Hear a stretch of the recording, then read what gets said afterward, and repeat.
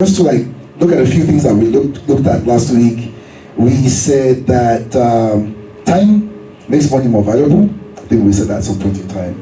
We said you're always spending time. You can't stop. We said everything that you have today, everything that you are today, you bought it with time. If you're poor today, you actually used your time to buy that poverty. If you're struggling today, you actually used your time to buy that struggle. If you're rich today, you use your time to purchase those riches. Do you understand this?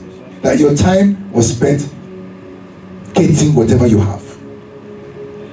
So, don't look at your village, don't look at your dad, don't look at the family, look at yourself and how have I spent my time. It's a really sober reflection, to be quite frank, because for many of us, the results we have aren't what we want. But somehow we thought it was somebody else's fault. But then, it's actually all about how we've used our time. Did you get that? Rich people and poor people have the same amount of time. We said the beggar and the billionaire, they have the same amount of time. So what makes them different is that they've used their time differently. So we spoke a lot. I think today we'll start with this. You must learn to do more with less time. You must learn to do more with less time. These are guidelines. The topic is redeeming the time. And by the way, let me give you the passage that we use. So we have an anchor, Ephesians 5:15-17. See then that you walk circumspectly, not as fools, but as wise, redeeming the time, because the days are evil. Therefore, do not be unwise, but understand what the will of the Lord is.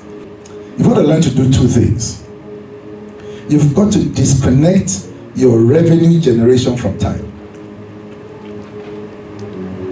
You must learn to disconnect your revenue generation from time. My understanding of this statement, it means how much we make and how much time we spend in making it is not related. So it means we can make so much more in little time, if we are intentional. So that's my understanding of what this means. So it's not about how much time we are spending that will now say this is how much we make. So in a minute, you can make $1 billion. In a minute, you can make nothing. So it just depends on what you're doing. I believe that how to disconnect my revenue generation from time is that I have about 8 hours a day to work efficiently to make money. That shouldn't be the only time I'm making money. When I'm sleeping, when I don't have the ability to work, my money should still be made. That is, I should still make money at that time continuously. Praise God. We should be careful the way we are raised and the way we've been brought up. We've been brought up to go to school, do very well, get a job. Let me tell you, if that's your complete program, you will hardly achieve what God has in store for you. Because what you've done is you've attached your precious time to a certain amount of money. And that's where you left it. Now, disconnecting your revenue generation from time means that I must find ways of generating income, making money, that doesn't involve my time. Does that make sense? I must find ways of making money that does not involve my time. I'll tell you something else. Income follow assets. If you have an income problem, where I have an income problem, I'm not making enough money, you most likely have an asset problem. An asset is something you have that has the capacity to generate you income. We tend to only believe that the only asset we have is our time. And because you believe the only asset you have is your time, that's the only thing you're exchanging for income. But the time you have is limited. It's not unlimited. So if your mind is set where the only asset I have is my time, then my income is limited. I can only make so much. Because what I make is dependent, is tied to my time. So if you're ever really going to make it the way the Lord wants you to make it on this planet Earth, you have got to learn to disconnect your income generation from time. Where you have assets that's producing income, money for you, that's not attached to your time. Like Danny said, you could be sleeping, but you're making money. And assets could be anything. You could buy a pot and rent it out. Each time you want to cook something plenty, they come for you to rent pots. You can be sleeping, but they're renting your pot. Are you making money? Is it using your time? No. You could buy a ladder and pay somebody small. Just stand by this ladder. Anybody that wants to rent it will share the money. So I'm not even talking yet about building houses and having bigger assets. But you must see, anytime that you say, I don't have money and I'm struggling with income, you actually have an asset problem, not an income problem. Any questions? I think for me, when you made the statement, why I smiled was because I'm like, okay, well, you need, well, how do you get the assets? You need money. But with your explanation, it doesn't have to be anything major. Just look around and see what you can acquire that can be used that would help generate, income. So it doesn't have to be anything huge. But just look at the things that are around that are things that can be required, daily needs. Just something that would just basically meet a need. Thank you, and then that could be the asset that you have. So when you now go back to where I said that income follows assets, it makes sense. The more assets you have, the more income that comes. Go and research this. The people who created the concept of education were the big industrialists that wanted to have a labor force to come and work for them. That's how come schools and universities were created. So start to understand that your time is precious, and as much as possible, disconnect it from your income generation. Stop thinking in naira per hour.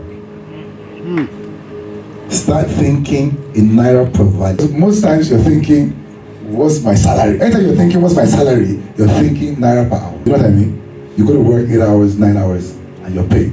So you're thinking naira per hour. But start to think naira per value, which means you want to look at things and figure out, how do I put value on this thing and let it give me naira?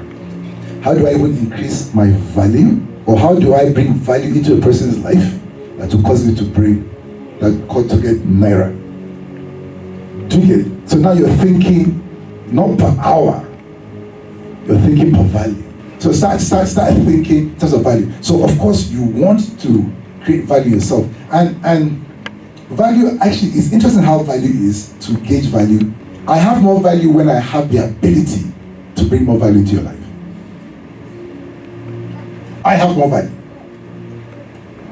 My value is according to my ability to bring you value.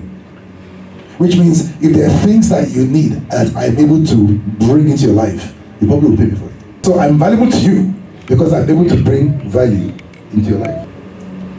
All external changes start with an internal change. Okay, I want 3 people to give me examples of how they can disconnect their income generation from time.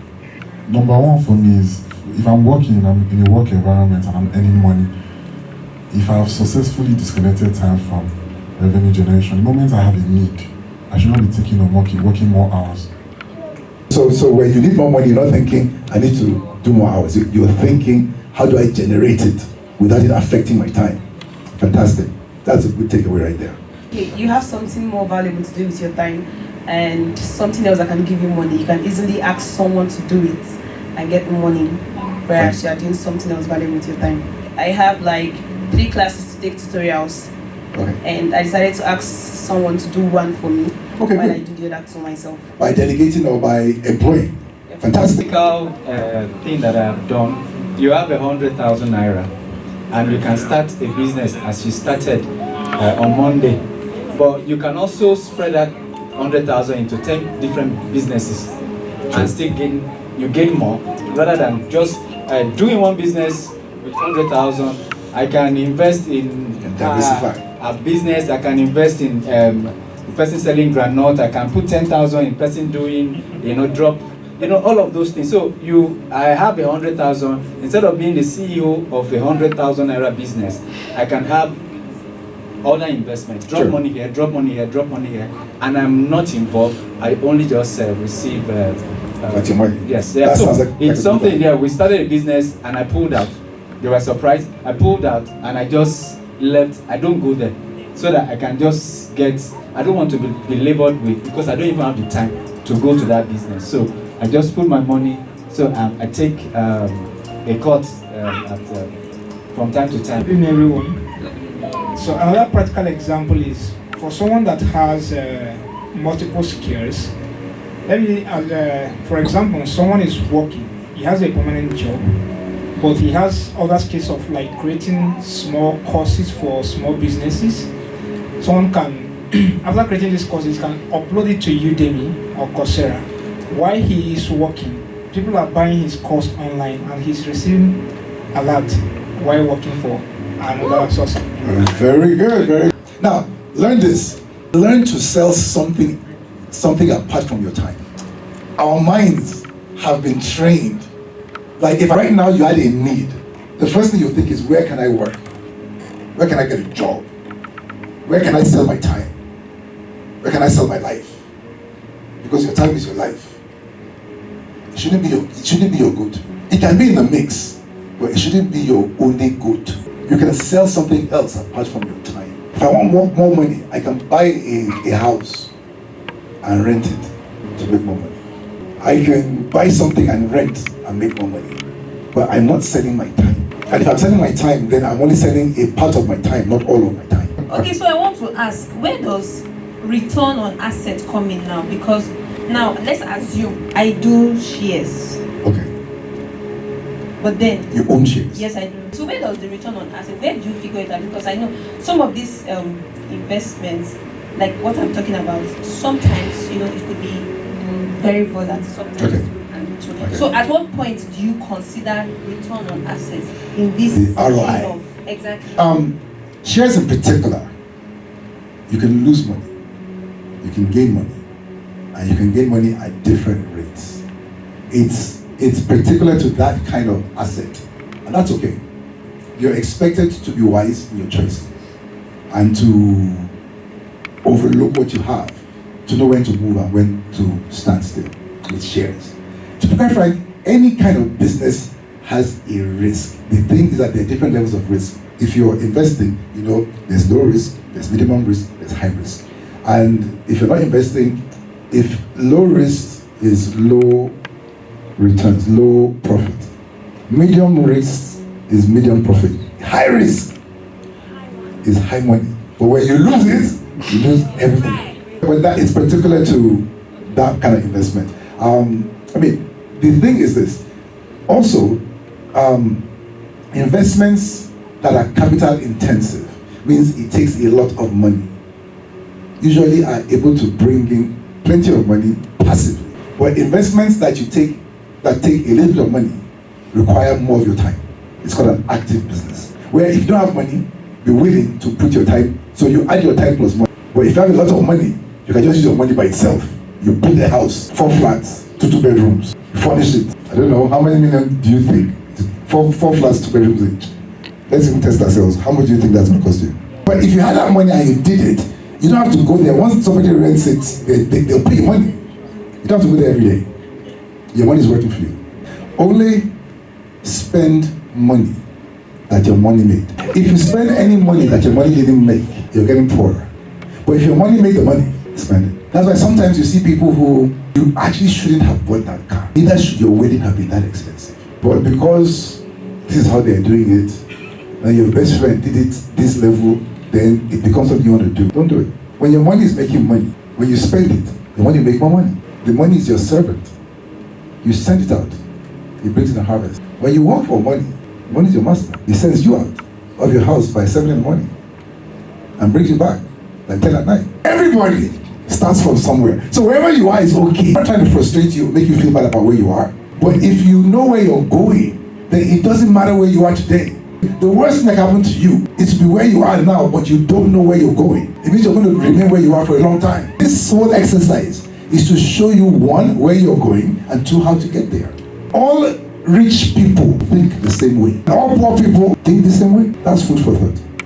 So you want to make sure that you evaluate the way you think and you move it in the right direction. What's the right direction for you? God wants you to be wealthy because He needs you to bless other people and feed other people and change the nations. Money in the hands of a believer, of a believer, is a weapon. Is a powerful kingdom weapon. The same way that the devil uses poverty to just ravage people and get people to come to his side through poverty. But money in the hands of a believer is a powerful weapon. Let's keep that in our minds. God wants you wealthy so you can stand up for the kingdom and do things for the kingdom. So when it comes to, property, so in business school, I was taught in portfolio management that the higher the risk, the higher the return. So, say for example, you have 100 million, and you want to build 4 units of 2-bedroom flats, and yearly you'll be earning, let's say 3 million. That's 6, that's 12 million, and you got a deal to invest your 100 million and get 50 million every year. What will you do? It's the scenario here is I can build and rent and I get my rent 12 million a year, or I can do this business that has a high return and get 50 million a year. So by what we know, that high return means high risk. So let's say it's like not like a risk, like it's a bank. Okay. So you are giving them money to like trade for you, like trading loans and all of those things. And of course they are backed If up by they're doing loans, they can't give those kind of returns. If they're loans, because what kind of interest would they be paying to be able to pay you for that and still make profit? So if what they're doing is safe, they cannot give you that high return. You see, you said something that you were taught in school, and you went to a good business school where high return is always automatically linked to high risk. But now you're trying to say there is a deal that's high return, but the risk is low. You see, if he walks like a dog, he's a dog. If he barks like a dog, he's a dog. So if it's looking risky, it's risky. They must be doing something that is for those kind of returns. See, if those kind of returns were normal, everybody would be doing it. And there are many people that have money. A lot of money looking for where to put it. Like I always tell people, your problem is not money. For any of you, your problem is not the lack of money. Do you know what your problem is? The quality of your idea. If your idea has enough quality, when somebody hears it, they'll put the money down. Even I will put money down. No, but I think you've really got to look at it. The returns are high. So there is a risk somewhere. You want to go look at it and see if you're willing to take that risk. But anytime you're going to get high returns like that, and people can do the risk, but if it goes past goals, you'll be on the other side of your 100 million. You look at it like that. And I'll tell you this: business is one of the easiest ways to make money, and it's also one of the easiest ways to lose. Be cautious. And this thing I said, I hope you can relate to it. If it looks like a dog is a dog, there are many times where it looks like a dog, but no, maybe it's a cat, But no, if it walks like a dog, if it barks like a dog, it's a dog. Okay. Okay, so I earlier this year I met somebody, a young guy, so we got talking and he told me something. He said that he has money, he has money. And he said that he has never bought the house that he stayed.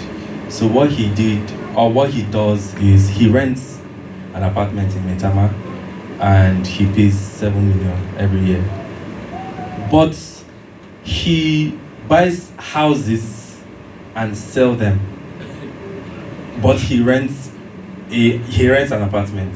So is it ideal? Say for example, you have money.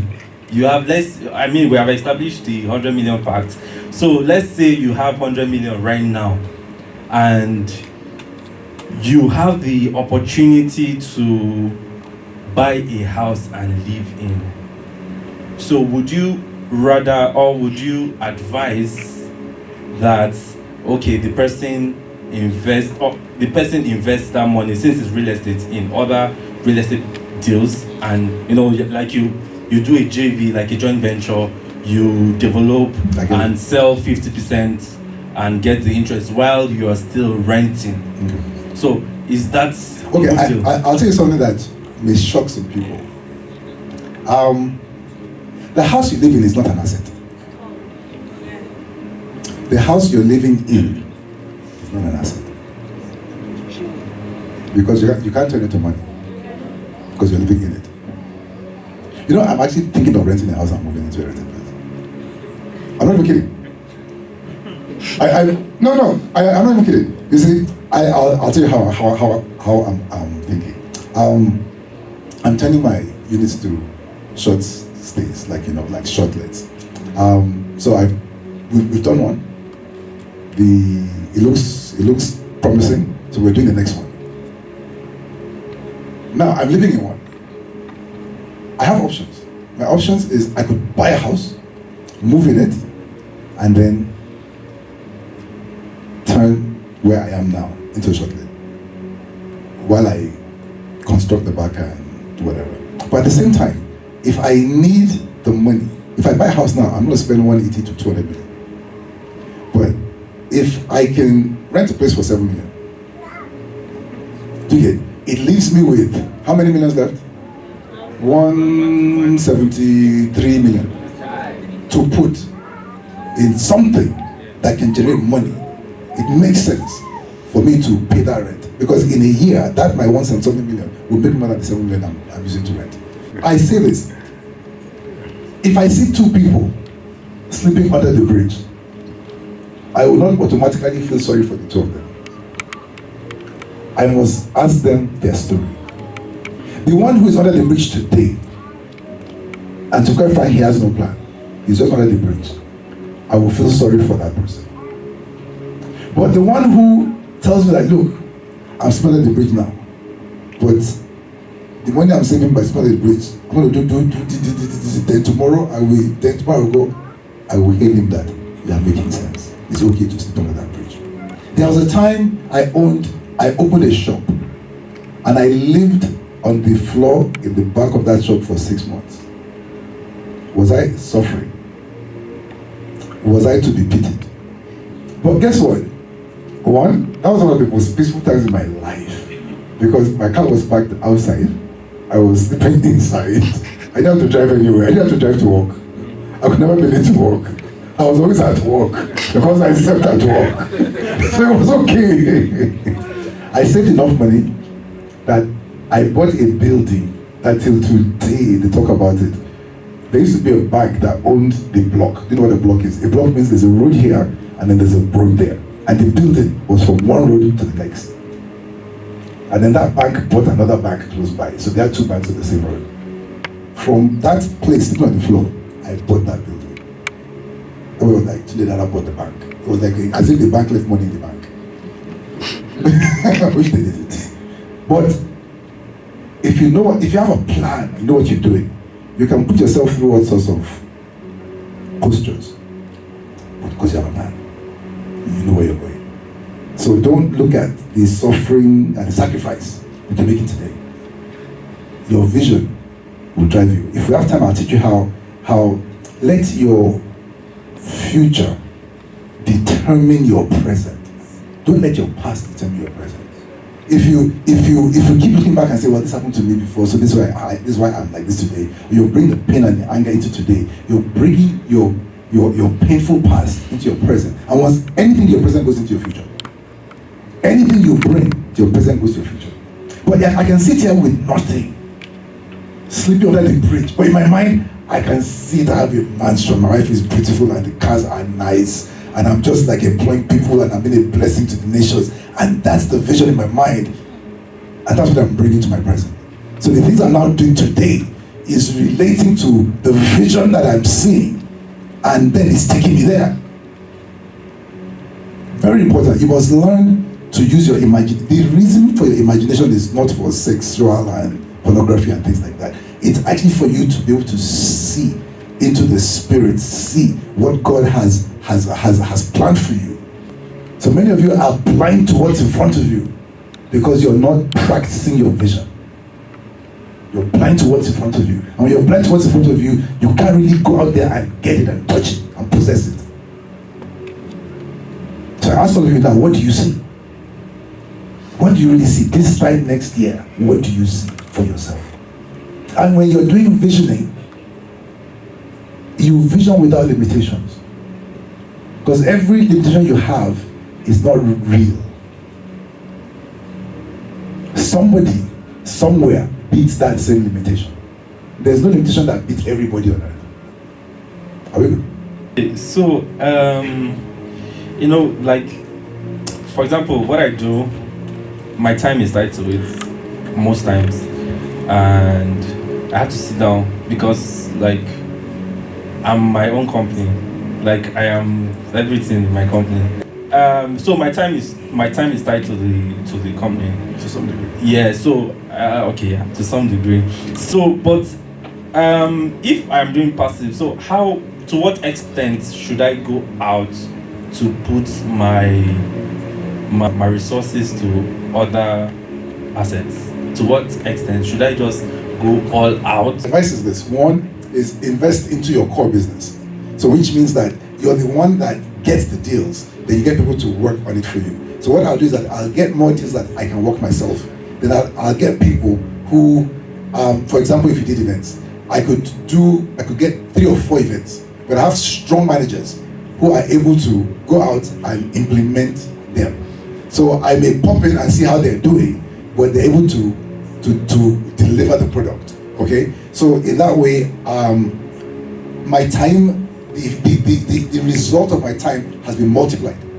Because if I did one job, then I go and supervise it, then the results I got from getting the job is 1. But now I've gotten 4 jobs and I've put a management in place to do the 4 jobs. My time is more valuable because the time I spent getting those jobs now is, my returns are higher on it. Does that make sense? Diversifying is good. There's something that happens in business. I had a nephew who worked for one of the big banks in the States, and his job was to, if you borrow money from the bank and your company starts to fail, they have a clause where they can send a person to your business to run your business for you and make it profitable and then give it back to you. Now what he found is that when he got there, maybe your business was manufacturing, somebody give me anything to manufacture. Anything. Your business is manufacturing chocolate. But when you was manufacturing the chocolate, you found that, oh wow, I need transport to deliver. So you now had a transport section that say, oh wow, I need what other department do you need? You need some packaging. So you involve yourself in packaging. Now your core business is chocolate making. From the profit of that core business, you're not doing packaging, you're not doing transportation. Now you got to a point where transportation starts giving problems. You got bad managers, bad drivers, bad trucks, it's cost you money. But because it's something you do, you keep maintaining your transportation department. And you are taking good money from chocolate making, throwing it in transportation is killing it. You're throwing it in packaging, is killing it. But because it's something you do, it's part of you, you are trying to keep them. So when this guy comes in, what he does, he has no emotional attachment to anything. Transport department, he fires everybody. He goes to God is good or somebody, and he rents their transport. Wow. The packaging thing, the manager there is your wife's brother's uncle, you know. But this guy, he doesn't care. He sacks everybody, sells the equipment, he starts to buy package for somewhere else. After a while, that business is making money. Because that was always the core business. Now, so why I'm telling you this is that in your movement, be careful about what's not your core business. And make sure that whatever is not your core business doesn't give you headache. And as much as possible, do your business without emotion. If it's not working, you fire. A popular say, you don't throw good money after bad. What does that mean? Anybody? This business is failing. This is working. And this happens. This failing one, because I'm attached to it, I start taking the money from the one that's working and putting it in the one that is not working till the two of them fail. Is that a good result? What should I have done? Staying the one that's working And let the one die. So, as a young person starting life newly, and with all you've said so far, the question is, what is the best startup plan that at the same time we can manage our time and that will not also involve like a certain amount of money? Like the Bible teaches us, you mustn't despise the days of small beginnings. And you realize that the Bible teaches us about the power of multiplication. Do you realize that you can, if you cycle 20,000 naira less than 8 times, 6 or 7 times, you'll make over 1 million naira. Is there something you can do where if I give you 20K, you can invest it in 20K, and in 1 month, you will have turned it around and made 20K? Is there anything you can do? Yes. If I go to Lafayette and I buy fruits, I buy pawpaw, pineapple, everything, I come to Abuja, I can sell it like that, or I can even cut it up into little bits, put it in plastic, and then sell it. I am sure I'll make over 20K with that 20K. And in a month, I will sell it, for sure. Have we established that fact? Yes. Okay? So I take 20K, I buy the fruits or buy whatever, and I make 20K. How much do I have now? 40. And I do it in 1 month. 1 month is 30 days old. So it's easy. So 1 month, I have 40. So I do the same thing. 2 months, I have. 3 months, I have. 4 months, I have. 5 months, I have. 6 months, I have. 1.38 something. I've already hit 1 million in 6 months. So if you think you're poor now, it's your mind that's poor. You're not actually poor. God has made you rich. It's your mind. And that's why so much I'm pressing into your mind. I'm trying to hammer your mind. And because if your mind gets it, not only will you climb out, you will save the others around you. You will save your family. You will be the savior. Because let me tell you this, the mind you have now, do you know where it's from? It's from your family. Poverty is taught in the family. Prosperity is taught in the family. So if I'm able to change your mind and you start to walk into prosperity, I know that there are people in your family that need to be saved by you. For sure. Because parents tend to teach their children what they know. In love, but not necessarily what the children should know. Because you can't give what you don't have. So if your parents didn't have it, they can't give it to you. That's part of the importance of being in a place like this, where somebody can talk to you and really change your mindset. Like I said earlier today, all poor people think alike. The green ones, the yellow ones, the Chinese, the Indians, they all think alike. So you want to make sure you don't think like them. Are we? Okay. My question is, first question is, do you believe in loans? Like getting loans to do business? That's a really good question. Yes. I don't believe in personal loans. You don't borrow money to eat, to just eat it. But you can do a business loan. Because there are times you need a leverage and there's income coming to pay it. But just like borrowing money for yourself, don't do it. Business, yes. There's some levels of business that, to be quite frank, you will probably need some loan or partnership to move it forward. In the case where you got a loan to do some business, probably to put on some assets, investment, but then the returns did not really like match up how you're supposed to pay back. I mean, what do you do really in those instances? Okay, it's like this. If somebody gave you a loan, they probably took collateral from you. Who knows what collateral is? For a bank or for anybody to give you this money, they want you to bring something that is of more value than what they give you to hold. So that if you don't pay, they'll keep it. You just get that. So I mean, that there's there. The thing about it is that, okay, you borrow the money. One, you should always do your homework well, and in your numbers be conservative with your numbers. It's like, don't say, well, next year I will just make 100 million. No, even if you can make 100 million, calculate it with 70 million or 50 million. So just so that you give yourself an opportunity to make higher than you projected. Don't project high. Project low. Like, okay, assume I make, the business has the potential of making 100, but okay, assuming I make 30. Do I break even? Can I still pay back? If you do that, it's very hard for you not to be able to pay back. But if you can't pay back, you will lose your collateral. It's part of, it comes with territory. Business is what it is. Where it looks glamorous on the outside, but it's a lot of hard work, risk, and the possibilities of losing. Does it make any sense? So plan well. You plan very well. If your plan is really good, then you can execute it. So in a situation where you have a business idea, and also you know that in this business, people would most likely want to do credits. And it's a business where you have to be like always going to the market. I would just say food business. Okay, you're actually having an idea of selling that day, or this is going to come with 1 or 2 credits and it's going to affect you going to the market. So my concern basically is, because I was thinking of, I'm going to go, please, you're going to, and I know it's going to affect, say, relationship. Okay, so the idea is this. My business may involve credit. Should I do credit?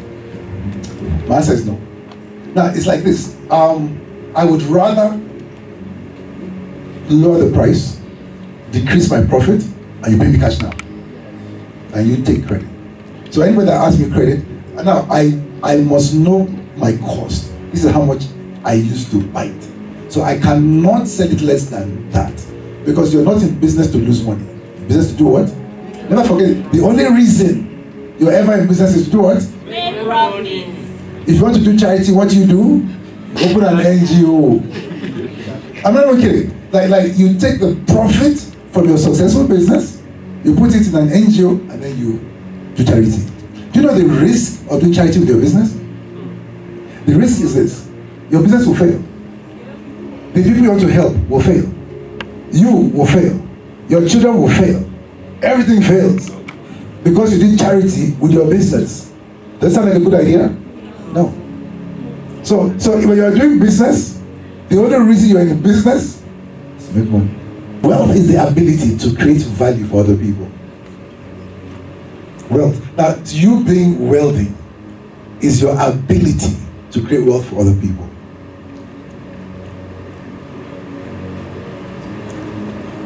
And that's why it's easier to get rich in a crowded city than in a sparsely populated rural area. Because if wealth means my ability to create wealth for other people, then the more people I have to create wealth for, the more wealthy I am. So if I'm in a place where it's sparsely populated, then I'm making wealth for fewer people, and the wealth I create for myself is less. Walk wisely according to the wisdom of God. Success in life can only be defined as discovering your purpose, developing yourself in line with your purpose, deploying yourself in that purpose. Discover your purpose. It's develop your purpose and you deploy your purpose. Every single one of you has a gift. You have a gift that can be developed that will make you special. Every single person. And it's now you discover the gift the best. And the responsibility is on you to discover your gift. Do you just understand that? Your gifts can be hidden. You were not given the gift to hide. Whatever it is, it's supposed to give you joy. You're passionate about it, you're good at it, and you're doing it for free. You're just doing it as much as possible, and you're practicing, and you're getting better every day till you get so good that the kings come to the brightness of your rising. What verse in the Bible is that?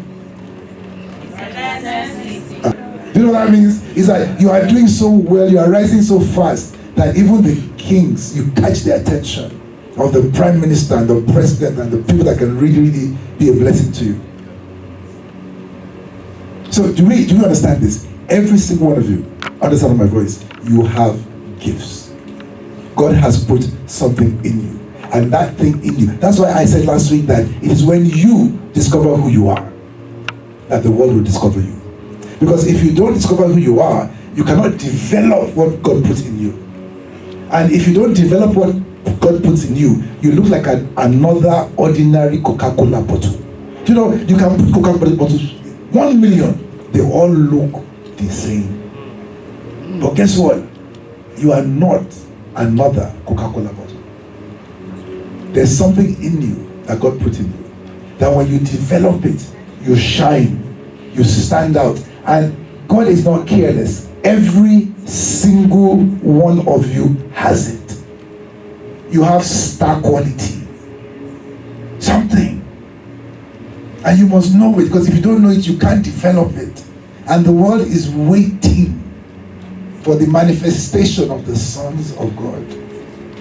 They're waiting for you to show yourself to the world, that the world can receive you and see the glory of God in you. God's purpose for your life is for you to live in your creative space and make the world a better place. You know that the Lord made you in His likeness and His image, and the first thing that we are taught about God is what? That He's a creator. So you are creative. You know how these days some people say we are creatives? We are all creatives. Every single one of us is creative. Because your God is the creator. Is the creator. Created everything.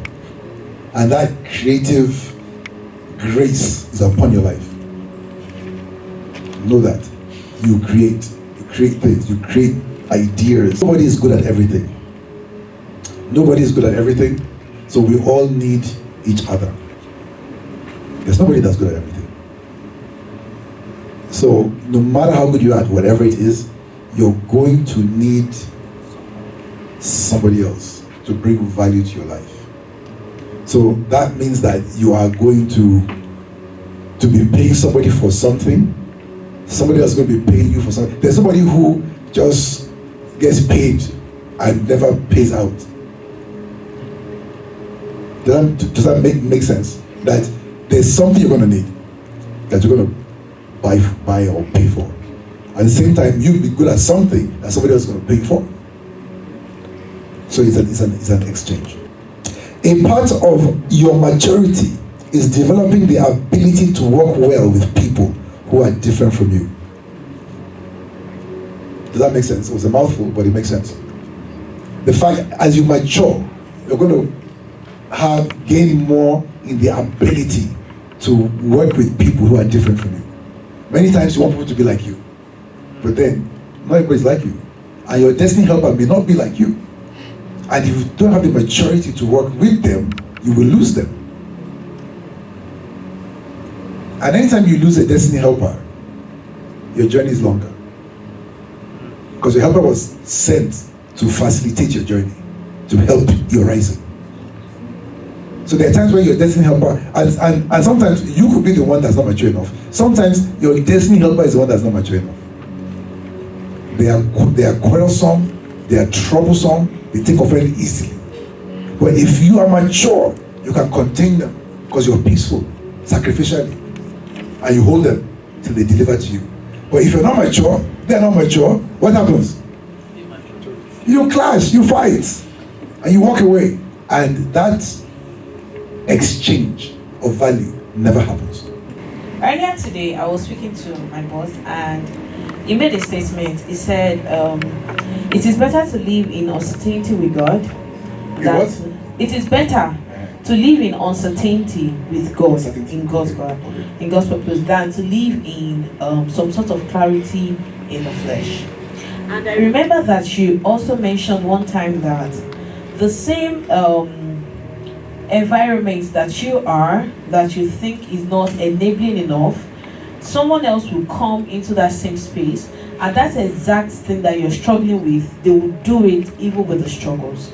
So now my question is, how exactly do you move into that space of realization of the possibility of what you're doing excelling in a particular space, and most especially when it comes to enabling environment? I mean, when you mentioned that we are all creatives and we all need each other, it has been a struggle at some point, even as a creative, to be able to navigate through some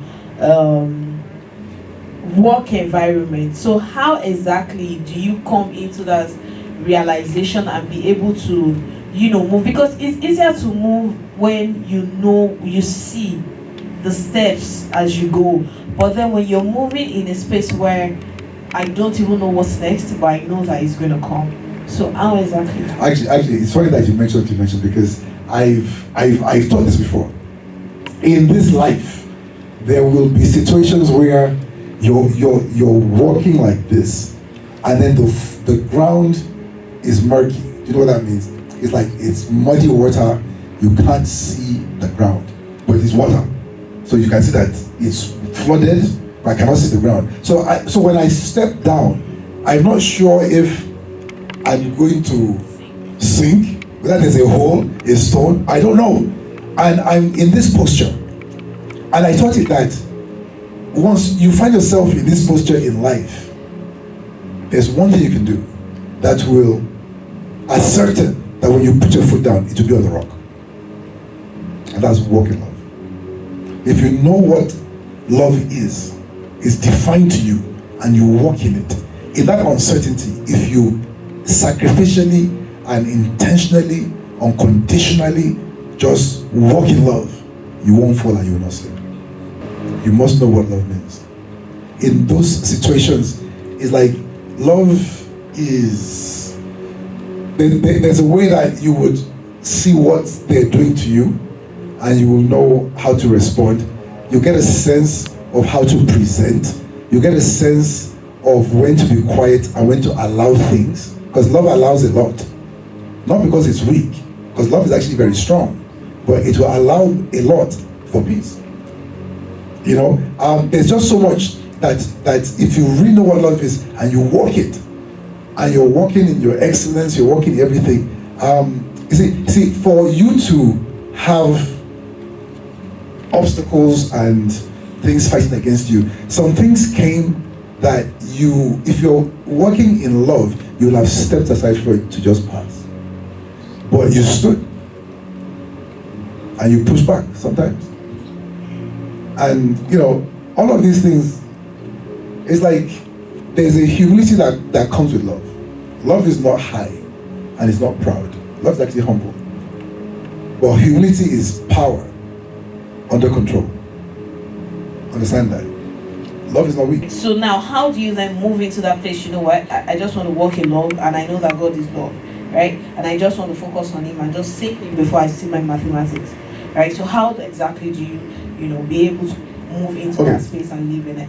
Walking in love does not mean that you're not accurate, or you stop being, what's the word now? Sensible. But it's the way you come across. It's like, for example, now, this problem can't have to do with people under you. If you're having a problem, it's people in front of you, ahead of you. So they've done something wrong, it's not right. There's a way I will bring it to them in love that they will be comfortable with either the correction or comfortable with the fact, with what I'm saying. There are times when love makes you considerate, love makes you think, love is selfless. So the way I come across will allow them to take the correction or take my differences because I'm not trying. Like, love is easy, and love is very sensitive. Love considers the other person's feelings, but you still say what you have to say. But like, I say a lot of things, but I say it in a way where it's okay. I just don't say, yeah, really stupid, and that doesn't make sense. You know, I can say, well, that really wasn't very wise, and you know, be more tactful. You know, that didn't hurt so bad. I said you are not wise, but you could be wiser. That didn't hurt like I said you are foolish or you are stupid. Oh, okay, I think that's a very stupid idea. So, okay, yeah, I think there are other options that we could consider. And I'm all the time it's like, yeah, the okay now. I think that we will consider. And if you can't just say, no, it's okay, because you're the boss. Because when things go left, you're the boss. Am I good? Thank you. I was hoping you would ask me what I learned last week. One of the things that I want us to take away, the scripture we use, the topic is redeeming time. And the scripture says, verse 15 says, walk circumspectly, you know, not as fool, but as wise. Verse 16 says, redeeming the time, for the days are evil. Then verse 17 said the same thing. It talks about wisdom. If you connect that to what Moses said in Psalm 90, teach us to number our days. I know everything Pastor had done from the last week to today was actually to teach us to count our 24 hours. And you know, there is an outcome from that redeeming the time. He said, verse 17, let me say that I don't mix. He said, therefore do not be unwise. So if you don't redeem time, you're being unwise. And so redeeming time actually is for our good, as Pastor had shared, all of us have talked about since last week. The focus, when you redeem time, you gain wisdom. And when you are wise, you get wise, not just in church, business, and everything he has done, because he's been focused on redeeming time. Most time, we sometimes subscribe our mind, our thinking for people to help us think. You know, start up 10 ways to start up business. But if we really just sit down, okay, I have 24 hours. What should I do today? It will really help. As simple as drawing up a to-do list, we don't do it. Whether electronically or manually, what do I have to do today? And if you can't do that, you have not started redeeming your time, because you must account for the time that you have, and it starts from between this time and this time, between this time and this time. If you have a personal devotion time with the Lord, a pastor talked about meditation last week. If you meditate and sit down, okay, what am I doing? He talked about, do you have the plan for, can you see June 2024, like right now? It comes from when you meditate, sit down, this is what I'm doing, this is what I'm doing, this is what I'm doing, and you'll be able to do it. So, redeeming time, all that we have said since last week till today, is for your benefit, because you will gain wisdom. Hallelujah. You will gain wisdom. Number two thing from all it's my summary, back and forth. Today, what I'm living with is either you redeem time or you squander it.